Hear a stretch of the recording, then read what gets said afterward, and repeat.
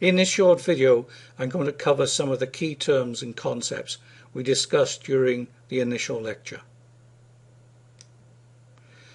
Outsourcing can be seen as an example of strategic change, and is broadly a decision that an organization will take to move part of its organizational assets, people and/or activities to a third-party vendor or supplier.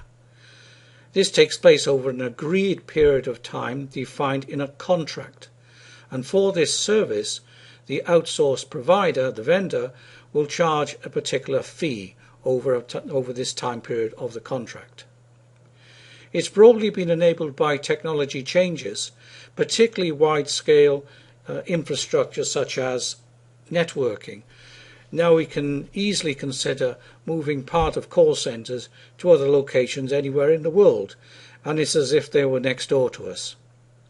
It's a form of externalisation of employment where we transfer people to a new outsource organisation from the vendor. Then we are moving our people from their contract of employment within our own organisation to a new situation where they're working for a vendor.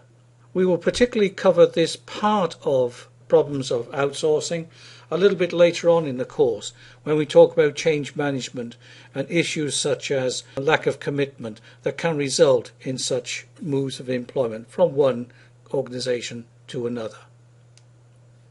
We also discussed some of the terms in outsourcing. I'm going to put these on a flashcard, but just very briefly, we can see in the middle here the outsource organisation, the outsourcer, and they have several options in order to buy that service from the market. They can obviously outsource it to a third-party vendor, as I show on the top right there, or they can offshore it, move the service within its own organisation, perhaps to a foreign subsidiary, a very common situation in fact. Alternatively, the outsourcer can move that service into a divisional form, so a form of shared service, where the service, typically this is IT services, are shared across all of the divisions, and by this means the outsourcing organisation can gain economies of scale right across all of the divisions by sharing a service more centrally. We also see on the bottom part of the diagram here the opportunities for offshoring.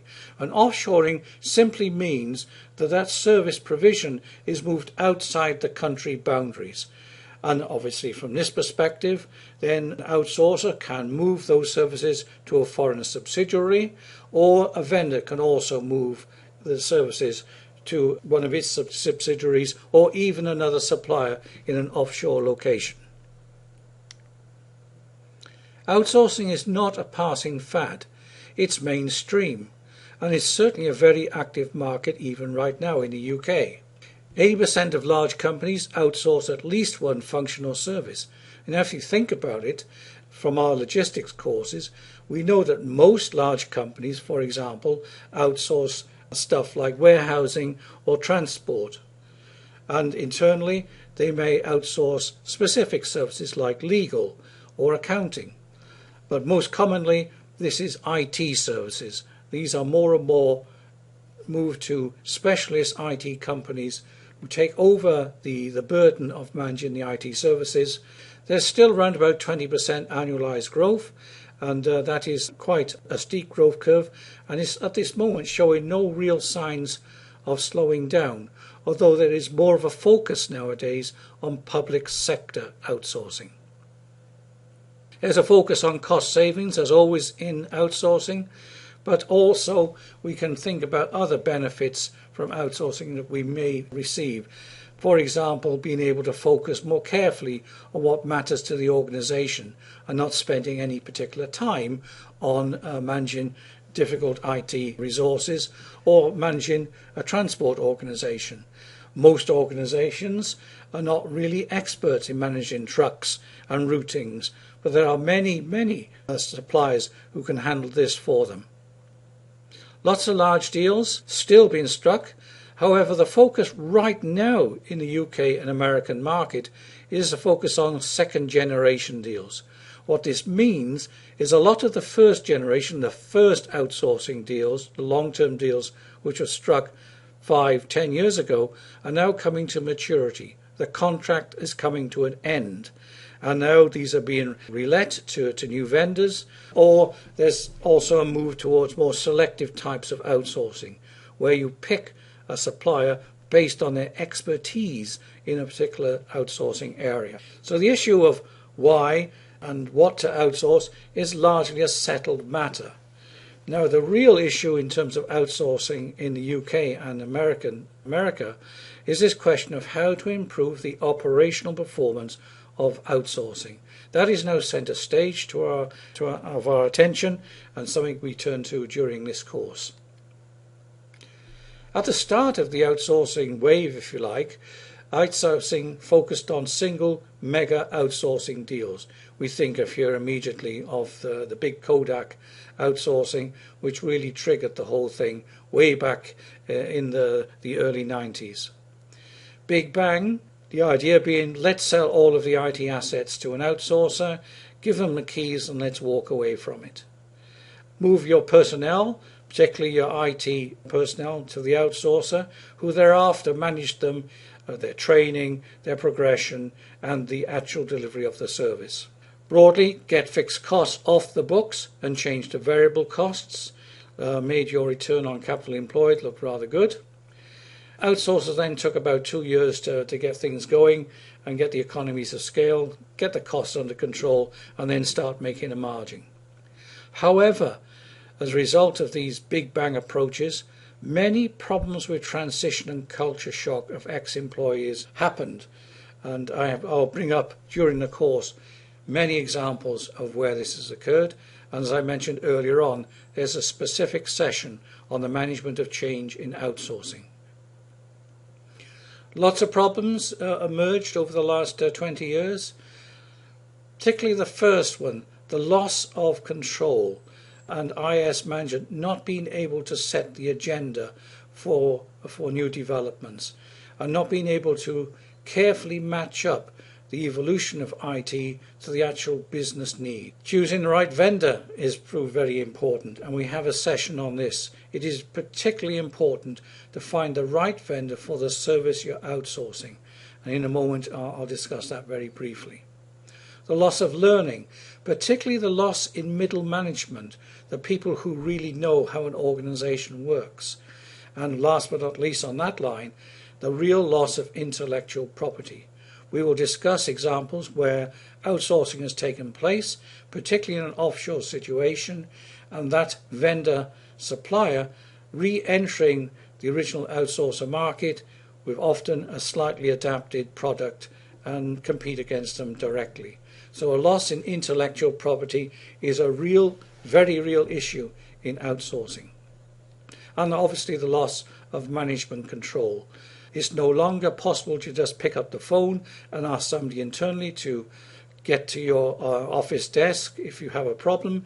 You have to go through a requisition process. You have to contact the vendor, and the vendor will look at your service level agreement, then send a person along to help you.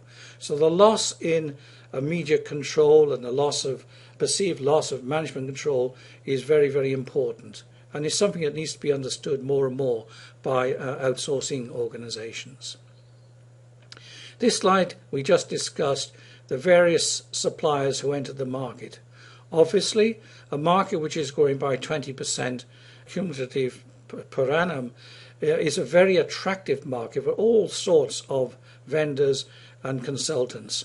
And I just put a couple of the main service areas, the strategic and tactical, down to the hardware type of vendors. And as we can see, the yellow arrow on the right hand side, what I'm trying to get at here is there are a lot of hardware vendors. Now immediately think of Unisys here, who entered this market and saw this big outsourcing growing market and said, yeah, we want a piece of that. And they entered the market on the back of their previous experience as hardware vendors.